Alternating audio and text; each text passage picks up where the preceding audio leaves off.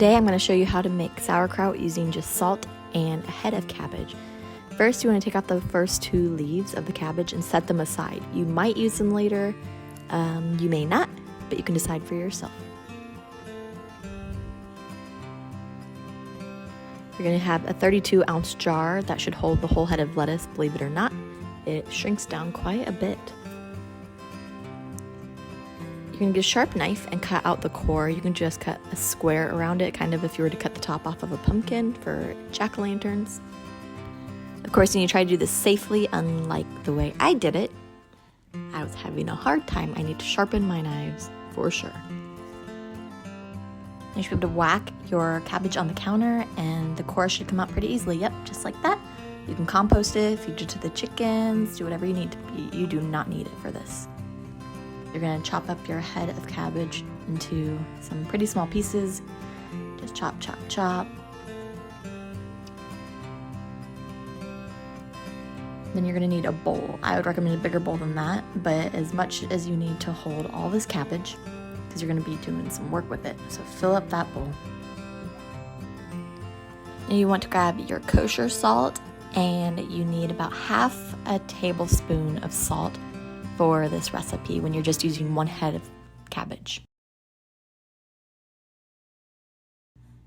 A little bit of extra salt doesn't hurt, but do try to be more precise than I am.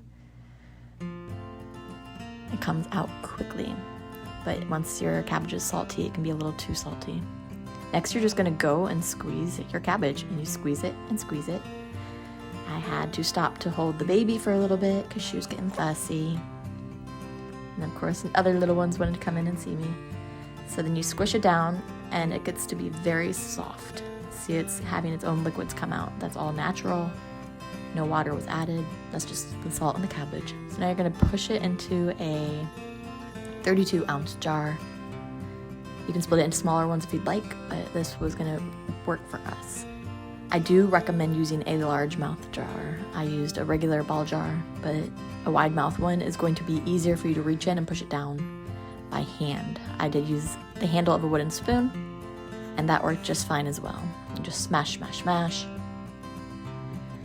And it's got all this natural liquid in it, which is great. That's exactly what it's supposed to do. If it doesn't have that, then you need to keep on squeezing and squishing your cabbage. So pour in any extra and then go ahead and push it down. Who would have thought that a whole head would have fit in this little jar?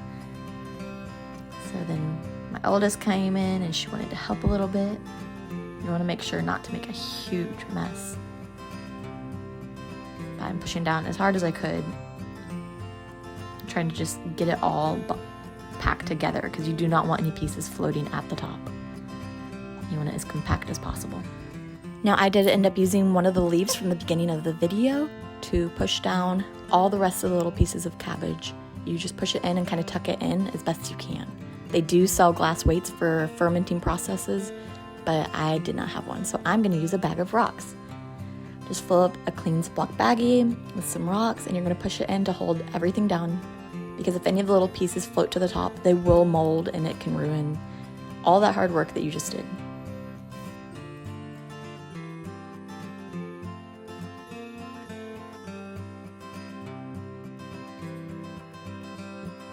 So this is a sauerkraut after 6 days. The color isn't nearly as vibrant as it was before. Of course, it looks more like canned sauerkraut, but it is homemade. I went ahead and used a paper towel in one of the rings that come with the ball jars to keep bugs out, but to still allow for some airflow. And now you can eat it or save it for a later date.